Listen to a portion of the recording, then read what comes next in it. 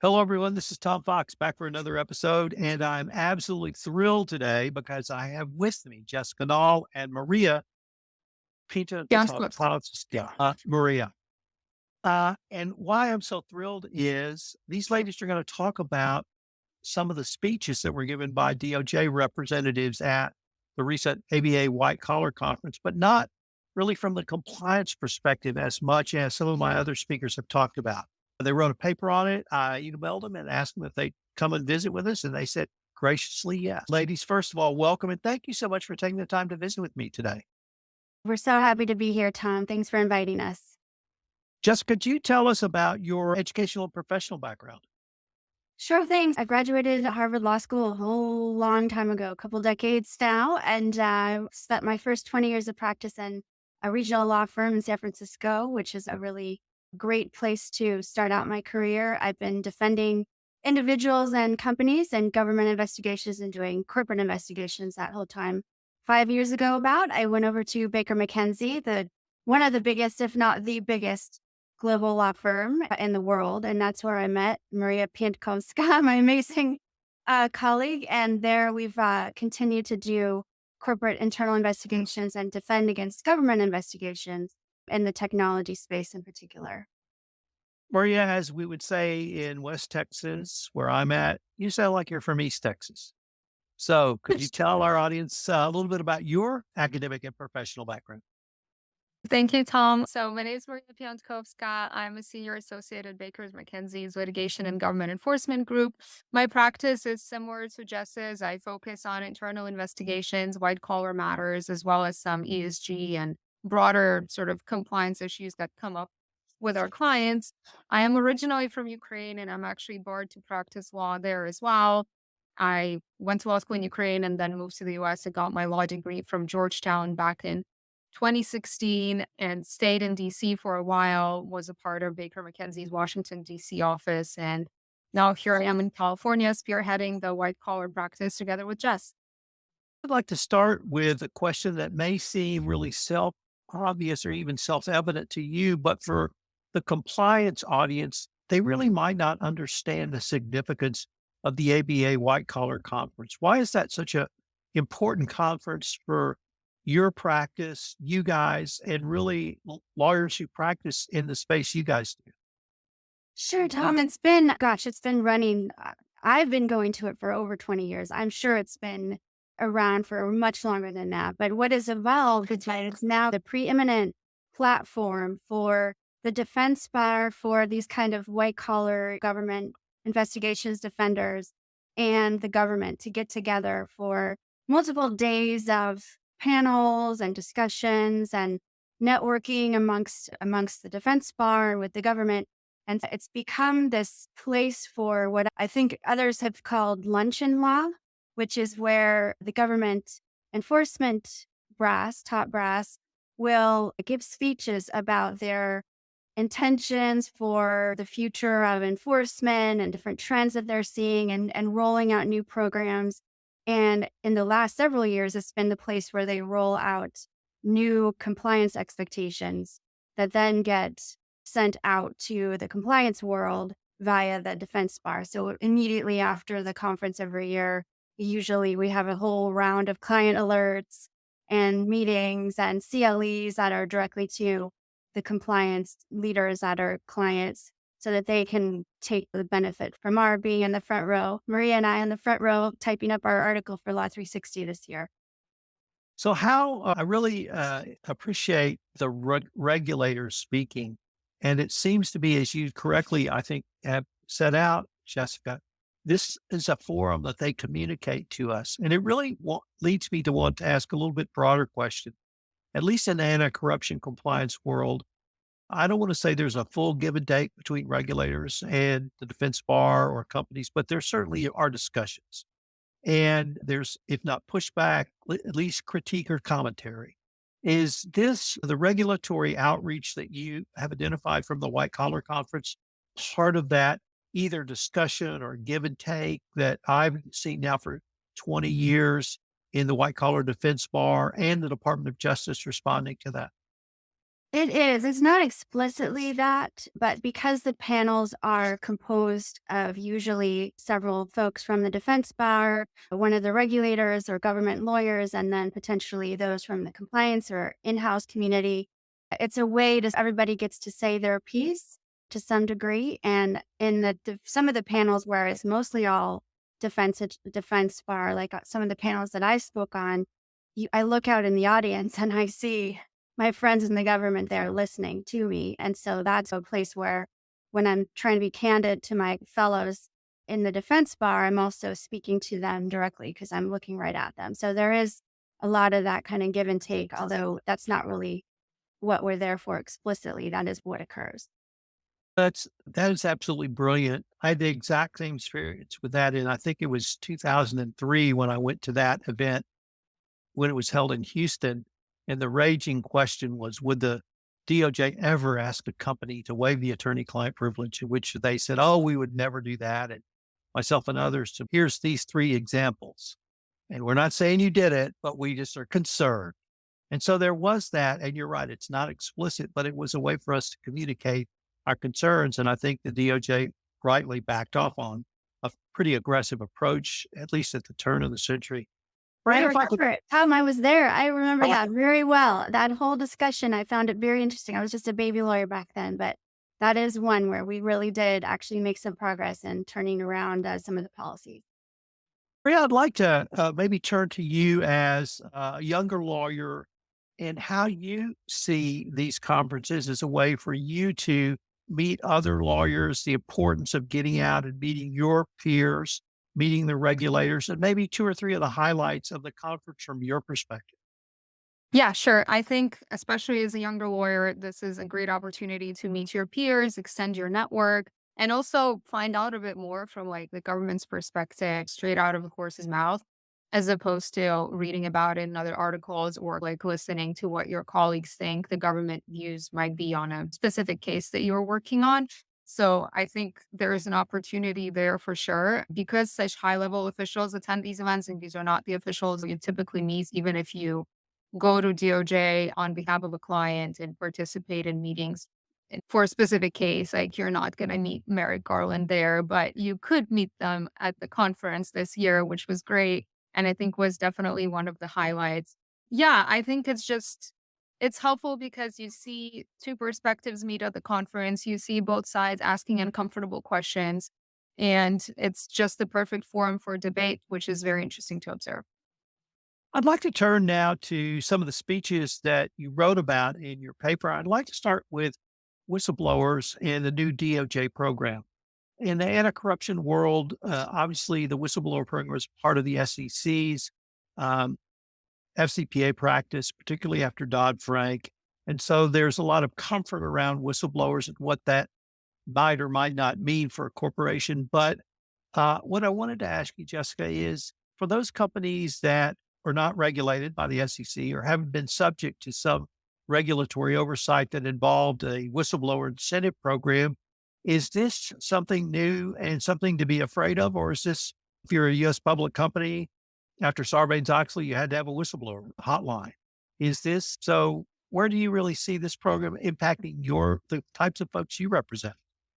Sure, I do. I think it is new. And I think the reason I think it's an evolution is it follows on last year's guidance, which happened at the conference as well, around encouraging voluntary self disclosures by corporations to a new level that we hadn't seen before, and trying to put in some incentives to get corporations to come forward and admit misconduct. And I read that as being a necessary move on behalf of the government because perhaps they weren't getting as many voluntary self disclosures as they wanted to have. And then this year is an evolution of that now to further incentivize. So last year we saw the carrots on voluntary self disclosure, and I think potentially that wasn't enough. And now we're seeing some of the sticks of voluntary self disclosure, which is that individuals now will be incentivized financially to come forward, whether it's for an issuer or not, and definitely including, and Maria can talk more about this too, that far beyond the scope of what the SEC whistleblower program covers, this new program, which we'll see roll out in the first part of June, is specifically to get individuals to come forward and essentially provide the information that perhaps the company might be reluctant to do. That is going to put more pressure on companies to get out ahead of that by making sure that their whistleblower programs are in place and are robust, and then also to really give some strong consideration to whether or not there's a risk that this information will be disclosed to the government if they don't disclose it first. So it's really a way for the government, I think, to sharpen some of the guidelines and actually put some real meat around the desire to have companies come forward with that to disclose some kind of misconduct or fraud or illegal activity. Once again, in the anti-corruption world, at least the conversation around self-disclosure is not really something new. And even if your company hasn't gone through it, you're aware of it because of all of the reasons you articulated, Jessica. But it's still, if not the one of the most difficult conversations I could think you can have internally. Is this going to require that difficult conversation to a group of companies that have perhaps never had to face that before in the areas that you guys practice? I definitely think it will. I think it what ends up happening with voluntary self-disclosure, I think across the board, and there's of course there'll be exceptions, but is in deciding whether or not to disclose, you have a whole lot of considerations, and this applies to issuers and non-issuers alike. But the question is, what will happen if we do disclose, and what are the risks if we don't? And so the companies generally need to go through the analysis of what are the downsides in terms of civil litigation, in terms of the cost of the government investigation versus the pros of self-disclosure, such as negotiating a better resolution, a deferred prosecution agreement, and so forth. I think with this, the question of what will happen if we don't disclose is going to be more fraught than ever because given that now individuals will be potentially in limited circumstances, I don't want to say this a reward, a bounty or a reward as maybe not even as broad as the current SEC program, but it certainly will cause those discussions, I think, to happen perhaps at a higher level in a company and need to maybe go all the way up to the audit committee to decide what to do and to understand, again, to assess the risk in light of this program. I think that will be a new discussion that companies will have. I'd like to turn to AI now. And the first time I used ChatGPT, I felt like I did when my parents, I can still remember when I was 11, they bought my sister and I Encyclopedia Britannica, which I thought was the greatest thing I'd ever seen. I felt that way initially about ChatGPT. I felt like I had a world of research capabilities at my fingertips. Now I recognize it's much broader than that. Last week at a compliance conference, a corporate AI practitioner said, guys, this is a tool. It's a powerful tool. You may be able to use it in ways you've never used a tool, but it's a tool. And so I've really had that sort of mentality, but the government doesn't seem to be talking about it like it's a tool. We've heard about enhanced penalties if you use AI. Now the SEC is talking about AI washing if your company claims an AI capability. So I really wanted to visit with you guys about one, am I right to say the DOJ is saying we're going to come after you even harder? And is that something that is consistent with other types of prosecutions that you guys routinely defend? What is and it is, I think you're right to point out it's like Encyclopedia Britannica. It's also very, I think, analogous to the internet, which was at first a very disruptive technology that came onto the scene and was relatively rapidly adopted back in the 1990s. And that is as well a tool, but it's one that has so much power that it really, unlike an encyclopedia that sits on the shelf, the internet, as we now know, 20 years later, can be used in a lot of ways to harm people. And so I think now that we have AI being rapidly adopted, or depending on the level of ubiquitousness you could expect, I know I saw your update just a few days ago about that. But it is going to be adopted across the board. And so the government is, I think, trying to get ahead of concerns. And if we've already seen some ways that the tool can be abused, and the fact that this is a tool that, like the internet, is disruptive in the sense that it has more power than what we've seen before. So I think some of the concerns around some of the guidance around enhanced penalties is about that. It's that if you use sophisticated means, if you use disruptive technology, things that most people are just now starting to catch up on how it works and what to look out for. For example, with deepfakes being a really great example, that's going to be something that they're going to be looking at. I personally don't know if there's a need for a new US sentencing guidelines provision for it because we've already got sophisticated means, which enhances penalties for crimes committed using switching money between different bank accounts and all the different ways that bad actors perpetrate fraud. But I think the government's trying to draw a line in the sand. And just like we're all trying to get ahead of AI and help our clients to figure out how to use it, the government is trying to also make their name in this space too. And since we don't have any coordinated regulations or laws coming out of Congress, at least now, we're still in the luncheon law world where the pronouncements and the concerns being expressed are what we can look to for where they're looking to bring cases. And we've already started to see it in our practice. Almost my entire practice focus now is on cyber and AI investigations and enforcement. It's definitely the next phase for sure, what the government's doing. What role, if any, do you guys see for corporate compliance in this journey? Sure. So there is a big role for corporate compliance. And I hate to be in a broken record pattern of saying, check your compliance program and make sure you're looking at X, Y, and Z. And I think this is new. This is different. This is once again, every year we get these the DOJ is going to be updating its guidance on corporate compliance, expectations for corporate compliance programs. And this is another one, which is if you are using AI tools, which a lot of companies are looking to quickly adopt or consider adopting, that you need to be doing risk assessments, understanding what the risks could be of using those tools and mitigating those risks. And that second part is the part that I think has led to some reluctance, as you pointed out in that podcast I saw about the Wall Street Journal article, because mitigating the risks just may not be possible depending on the use or the tool. And there's a lot of open questions about, for example, with deepfakes and other AI generated imagery and things like that, like how do we mitigate those risks? And so I think the government's pronouncement about those two things, you have to assess and mitigate those risks of AI, is in some way trying to put up a little bit of a slow down sign to companies that are otherwise very eager to either use other companies' tools or develop their own. And that's going to be difficult for companies to do. It's simply difficult to mitigate the risks of AI because we're not sure we have the tools for that yet as a society. They're developing them, but there's open questions still. I'd like to turn to the portion of your paper around data and intellectual property protection. Data protection, once again, is something that most compliance professionals are aware of, but you added the intellectual property, and I was fascinated by that discussion in your paper.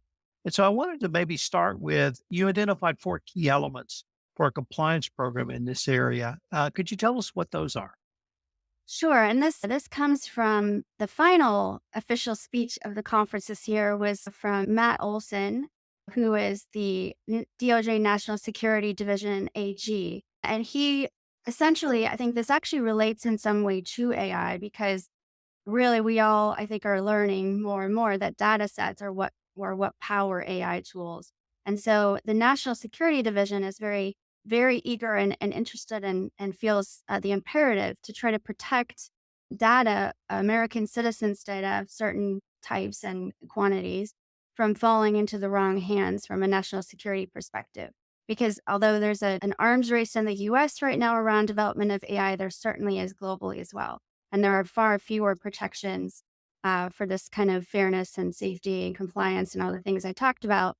They may not be happening everywhere in the world where these AI tools are being developed. And so I read this requirement from DOJ National Security as being an effort to protect the Americans from fraud, from tech companies maybe unawares or not paying enough attention, from data brokers selling mass quantities of this data that tech companies have been collecting on a U.S. citizens for decades now via the internet and other ways to try to make sure that those stay safe.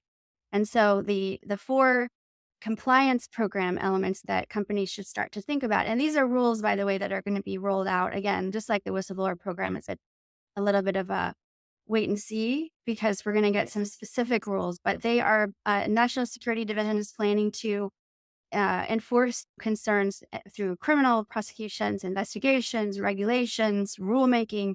There's a whole lot of other things going on there. So the four elements are that compliance needs to be focused on is what kind of data does your company collect? What is the nature of that data? You need to really, now is the time for the data mapping and for understanding the risks involving the data collection. That maybe you've got advertising that's pulling in data about what people are buying, what people are doing, where they're going, all of that. You need to get ahead of that now and figure out what that data is. The second of those elements is you need to figure out who's sharing in that data, who has access to it. Because as one of the main issues for compliance is your vendor partners, your sales partners, your commercial partners in general. You need to take a look at what the agreements are that you have in place with those third parties and to what extent they have access to this data and make sure that it's only the access necessary for the commercial transaction and that there's not going to be an abuse potential there. Third, understanding whether the data is possibly going to be transferred overseas to people especially in the regions of concern for national security, which I think we can all imagine what those are, China, North Korea, Iran, so on, to really nail down those third-party agreements to ensure that to the extent data is being shared or sold, that it's not ending up in the jurisdictions of concern. And then again, where the data is going to end up. That's number 4, where how much confidence, how much compliance, how much control do you have over your commercial partners to ensure that, again, that this data doesn't end up in the wrong place. And the concern being, of course, that large sets of data about Americans' movements and preferences and choices and personal data, health data, all that is something that a bad actor could use potentially in an AI tool to cause harm. Pick up on the phrase countries of concern, because I think you're correctly articulated, round up the usual suspects. But we saw, for instance, companies get into trouble for shipping products to Dubai, whether they either knew that products would be transshipped or they turned a blind eye and didn't even look to see.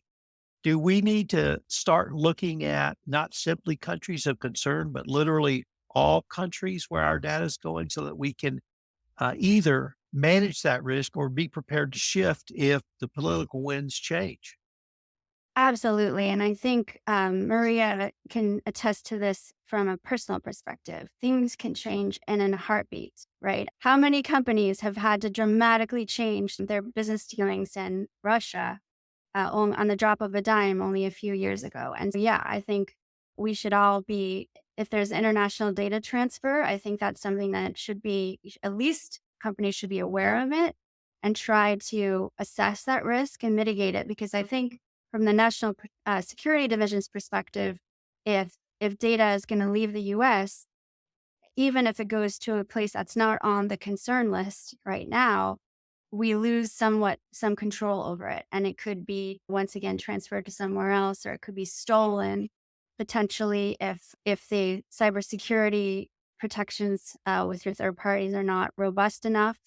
And if it goes into or near a jurisdiction that is known for cybersecurity attacks, that could be a concern. But yeah, I think any ex-US data transfers should probably rise to the level of at least being aware of it and getting out ahead of it.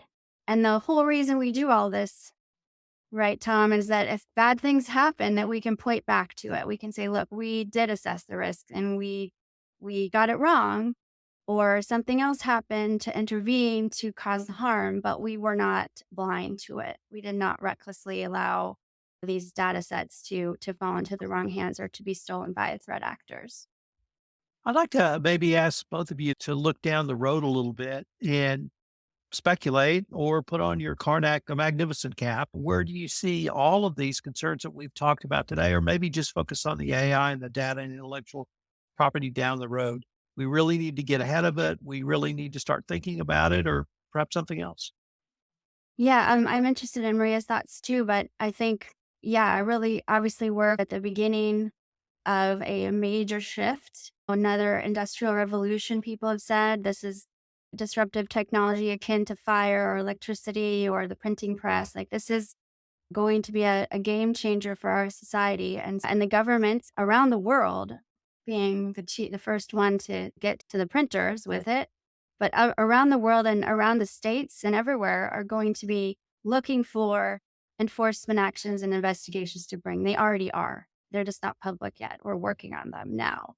And so, in order to try to avoid becoming a target for one of those deterrence efforts, really is what they are, now is the time to try to get your house in order to ensure that you're ahead of it. And you can, again, if the bad thing does happen on your watch, you're not going to be caught out in the cold. You'll be able to point to whatever attempts you might have made to avoid it that might have been circumvented outside of your control. But Maria, what do you think? Yeah, I would just add that I wouldn't anticipate a dramatic shift in the overall sort of enforcement framework or approach at a high level, but I do think that national security is going to remain the focus and the driving factor of a lot of sort of prosecution priorities. I think experts agree that we shouldn't expect stability just globally anytime soon. And so countries are going to be increasingly concerned with national security. US is unique in the sense that private actors actually have a lot of data that has national security value that, the government can't just step in and protect on its own. So a lot of that responsibility lies with companies. And so there will be increased pressure on companies to make sure that the data is protected and doesn't fall into the wrong hands. Ladies, unfortunately, we are near the end of our time for this episode. But before we leave, I wanted to end by asking you both if our listeners wanted any more information on yourself, on the paper we've referenced several times in this podcast, or to learn more about the practice you all both have, what would be the best place or places to go? And Jessica, I'll start with you.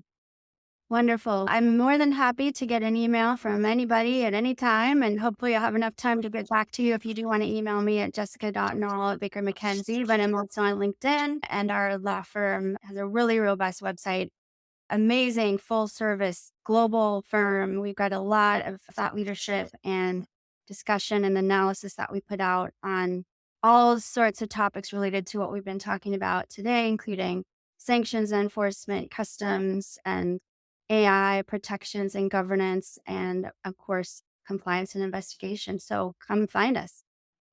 Maria? Yeah, I think that's all a great place. And I think Baker is uniquely positioned because of its global reach. So we actually cover all of these developments, not just for the US, but for other countries as well. And there is a lot going on outside of the US in all of these areas. I wanted to thank you all both for taking the time to visit with me. I hope we can continue this conversation. I'd love to. Thank you, Tom. Thank you, Tom.